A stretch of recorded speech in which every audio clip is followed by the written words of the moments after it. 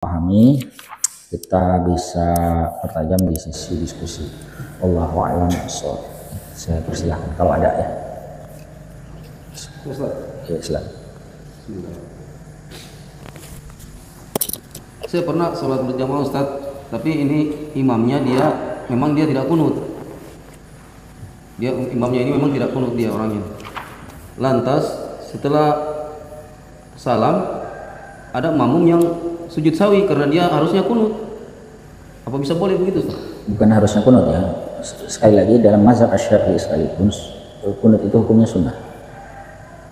Jadi saya ulangi, tidak ada di mazhab Asy-Syafi'i itu mengatakan kunut itu wajib, tidak ada.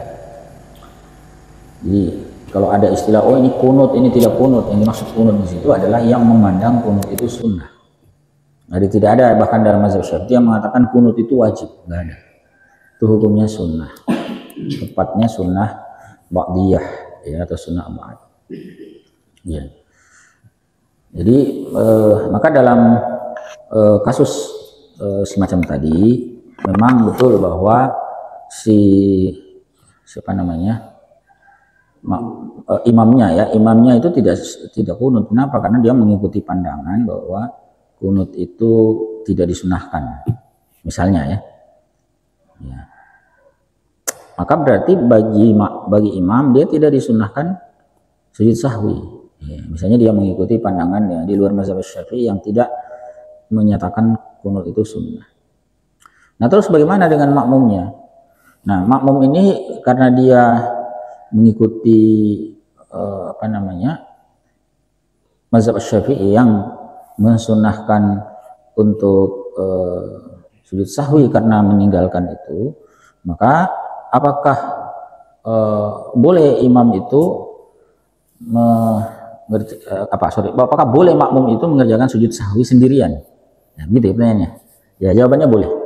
Jadi di dalam mazhab Syafi'i seandainya imam itu selesai salam, dia kan tidak sujud sahwi berarti kan, maka makmum boleh ya mengerjakan sujud tersebut. Karena bagi makmum dia meninggalkan sesuatu yang menjadi sebab sebab dia disunahkan mengerjakan sujud sahwi. Hanya saja itu bukan amaliyah yang lazim dikerjakan. Ya, berhati-hati mengamalkannya karena bisa menimbulkan mispersepsi di tengah masyarakat. Ya, memang betul dalam mazhab Syafi'i itu dibolehkan makmum itu sujud sendiri dalam kasus imamnya tadi tidak mengerjakan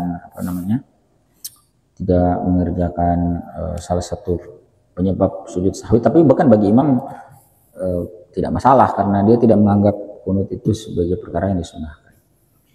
Maka dia salam dulu baru kemudian makmum mengerjakan. Nah inilah yang harus berhati-hati mengamalkan, meskipun dalam mazhab Syafi'i tetap dibolehkan gitu ya. Berbeda sekali lagi kalau yang sujud sahwi, kalau kasusnya sebaliknya, imamnya menyatakan mengikuti pandangan yang menganggap sunnah sementara makmumnya tidak. Tapi kunut tidak dikerjakan, berarti bagi imam disunnahkan untuk sujud sahwi. Ingat, kalau imam mengerjakan sujud sahwi maka wajib makmum ikut. Ya.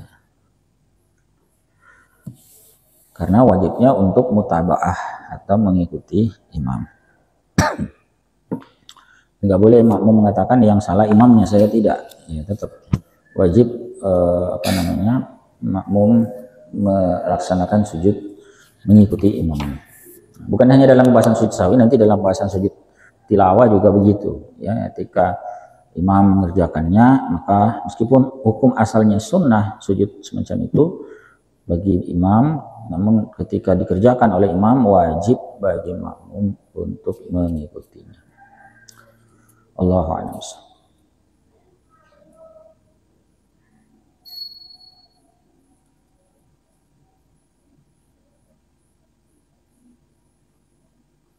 Ada lagi ya? Silakan. Iya, silakan. Ini kasusnya kalau misalnya catatan yang ketiga tadi kan saya sampaikan bahwa kalau misalnya makmum misalnya berdiri sendiri, artinya sudah tidak lagi berjamaah, bukan lagi menjadi makmum, kemudian dia melakukan kesalahan, maka disunnahkan untuk sujud sahwi. Ya, makmum Nah, tersebut. iya. Nah, terus ini kasusnya Ustaz, kalau misalnya dia posisinya berjamaahnya sama dengan imam, tidak ada bedanya, maksudnya sama. Cuman dalam kondisi ini makmum lupa membaca Al-Fatihah misalnya, karena misalnya melamun misalnya Ustaz. Sehingga dia paham kemudian menambah 1 rakaat berdiri sendiri setelah imam salam. Apakah setelah berdirinya itu kemudian dia salam sendiri itu tetap sunnah melaksanakan sujud sahwi? Iya, jawabannya iya. Karena kan dia sudah sendirian lagi. Jadi sekali lagi, yang lupa rukun itu tidak dapat ditebus dengan sujud sahwi. Kalau lupa rukun gimana? Ya, wajib mengganti rukun tersebut. Dan menggantinya itu bukan dengan kembali. Kalau dia sudah terlanjur masuk di rukun yang lain, maka tidak boleh kembali. Solusinya gimana? Ya dia tetap teruskan itu, dan rakaat yang tadi ada rukun terlewat itu tidak terhitung. Ya. Maka dia wajib menambah kekurangannya. Ya. Allahu a'lam bishawab. Rukun apapun itu. Ya. Kecuali ini ya, takbiratul ihram itu nggak bisa. Kenapa? Karena kalau seorang lupa takbiratul ihram, memang dia belum sholat. Ya, karena sholat itu baru dimulai ketika takbiratul ihram. Begitu. Dan jangan salah ya, kadang-kadang masih ada orang itu tidak takbiratul ihram dalam sholat. Entah dia sadari apa enggak. Misalnya dalam kasus seseorang itu datang terlambat, imam sudah ruku, apa yang dia lakukan? Dia takbir ruku, dia segera takbir untuk ikut ruku. Kalau dia langsung takbir ruku, tidak takbiratul ihram, enggak sah sholat.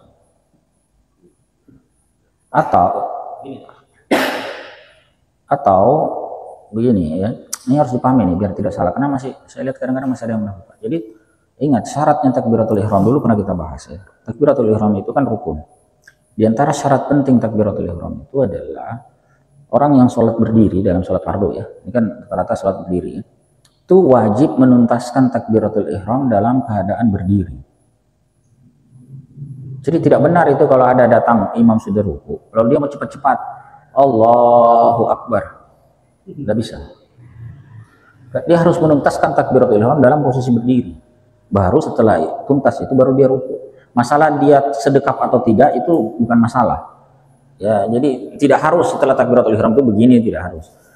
Yang penting takbiratul ihramnya tuntas. Nah, takbiratul ihram itu salah satu syaratnya adalah wajib dalam keadaan berdiri. Dicamkan betul itu. Yang sampai ada yang terlambat, dia datang langsung dia Allahu Akbar. Meskipun dia niatkan itu sebagai takbiratul ihram, itu jadi tidak sah. Nah, takbiratul ihramnya ada yang dikerjakan tidak dalam posisi berdiri. Jadi wajib dari awal sampai akhir itu posisi berdiri. Maka kalau kasus terlambat begitu, ya dia harus minimal takbiratul ihram dulu. Allahu Akbar. Nah, setelah itu baru dia ruku. Nah, baru dia ruku. Ya, tentu disunahkan lagi takbir lagi kan. 2 kali takbir gitu. Boleh. Andai pun dia tidak takbir kedua masih boleh gitu. Karena takbir kedua itu takbir intiqal itu hukumnya sunnah. Yang betul-betul tidak boleh dia tinggalkan itu takbiratul ihram dan wajib dalam posisi berdiri. Yang sampai datang begitu ya Allahu Akbar langsung ruku bersama imam, tidak sah sholat. Dia bahkan belum sholat. Ya, karena takbiratul ihramnya belum sah, tidak sah. Penting itu dicamkan itu.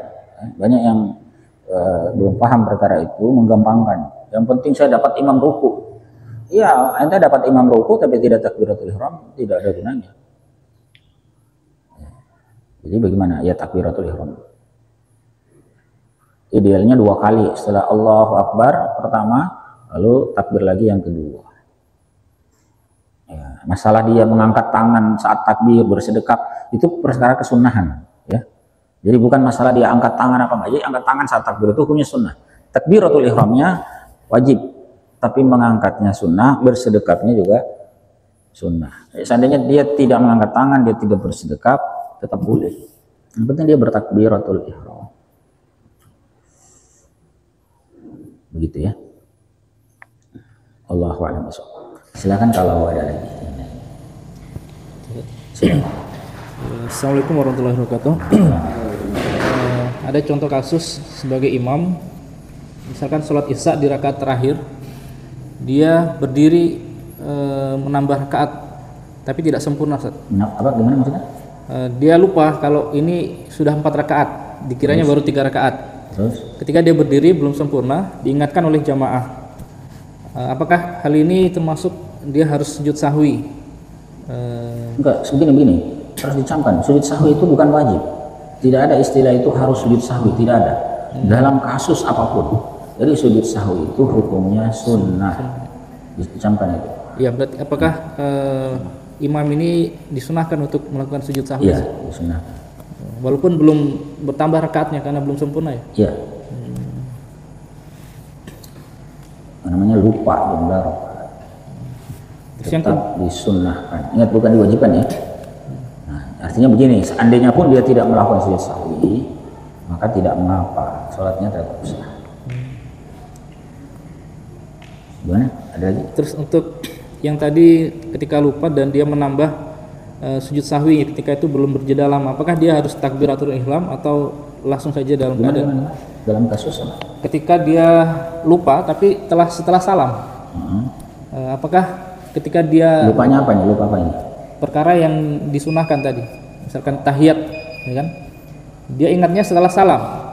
Apakah ketika dia mau sujud sahwi harus takbiratul ihram lagi? Tidak ya? Dia boleh segera langsung bersujud. Termasuk sujud tilawah, ketika membaca surat As-Sajdah itu apakah harus berdiri dulu atau dalam keadaan duduk? Gimana? Sujud tilawah.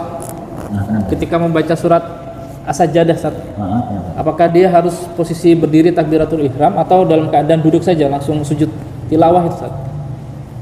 Ini di luar sholat apa? Iya, di luar sholat. Ya, harus diperjelas itu.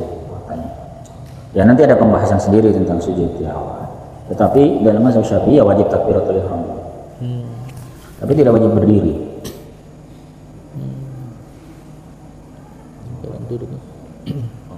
Terus apa bedanya dengan tadi wajib berdiri? Iya, ingat takbiratul ihram yang wajib berdiri itu kan dalam sholat fardu. Ini harus dicamkan betul. Takbiratul ihram yang wajib berdiri itu adalah untuk sholat fardu. Kenapa? Karena sholat fardu itu wajib berdiri kecuali ada uzur. Adapun sholat sunnah itu kan tidak wajib berdiri. Orang boleh sholat sunnah duduk bahkan berbaring meski tidak ada uzur. Ya, ini sudah berulang kita jelaskan, ya, mudah-mudahan tidak dilupakan. Ya. Nah, dalam kasus yang ditanyakan itu sujud tilawah di luar sholat, meskipun ini pembahasan lainnya, sujud tilawah di luar sholat berarti kan bukan sholat fardu, maka tetap dalam mazhab Syafi'i wajib takbiratul ihram, hanya saja tidak harus berdiri. Nanti kita bahas tersendiri sujud tilawah itu untuk pelaksanaan di luar sholat. Jelas dia wajib takbiratul ihram, bukan wajib berdiri ya. Allahu a'lam. Ada lagi yang lainnya? Soalnya nanti pertemuan mendatang kita bahas sujud tilawah.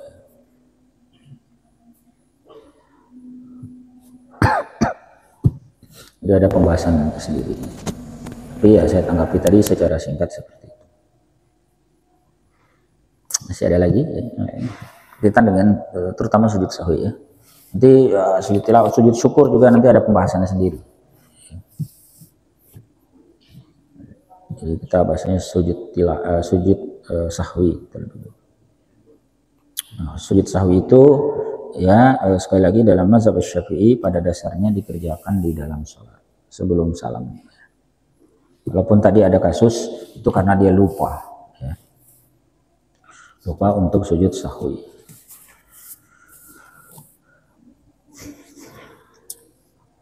Allahu a'lam. Masih ada yang lain?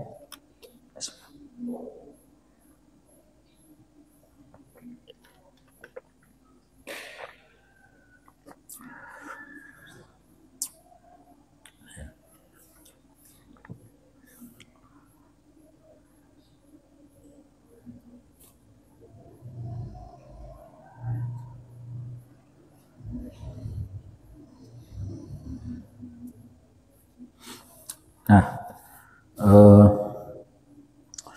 satu tambahan terakhir ya, ada kasus, meskipun ini juga jarang ya, tapi sebagai pengetahuan lah, bahwa ada kasus di mana makmum itu tidak mengikuti imam sujud sahwi, meskipun dia tahu imamnya sujud. Kapan itu? Ya, ini ketika makmum itu mengetahui bahwa sujud sahwi imam itu salah. Misalnya begini, misalnya ada imam sholat duhur misalnya, dia jaharkan, atau sebaliknya ya, sholat sir dia jaharkan atau sholat jahar dia sirkan. Ini kan kesalahan sebetulnya, tetapi kan tidak menjadi sebab sujud sahwi.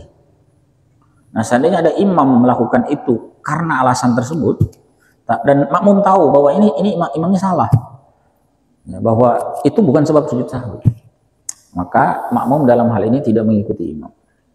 Ya, bisa dipahami ya? Beda tadi dengan kasus makmum datang terlambat di tahiyat akhir. Nah, dia datang tahiyat akhir, ternyata imamnya sujud sahwi. Yang begini makmum tetap mengikuti. Mengapa? Karena kan makmum tidak tahu apakah tadi itu sebab sujud sahwinya benar atau salah. Nah, maka kita makmum bersangka baik bahwa memang imam melakukan kesalahan yang menjadi sebab sujud sahwi. Tapi kalau makmum sudah tahu bahwa ini imam salah, ini sujud sahwi, maka dia tidak mengikuti. Ya, meskipun ini kasus jarang ya.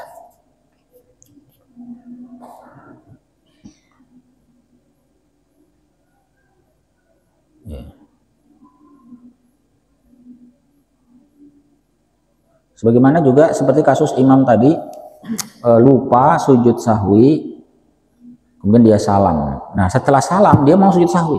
Ini makmum tidak wajib ikut. Kenapa? Karena ketika imam tadi salam, kan makmum ikut salam tuh.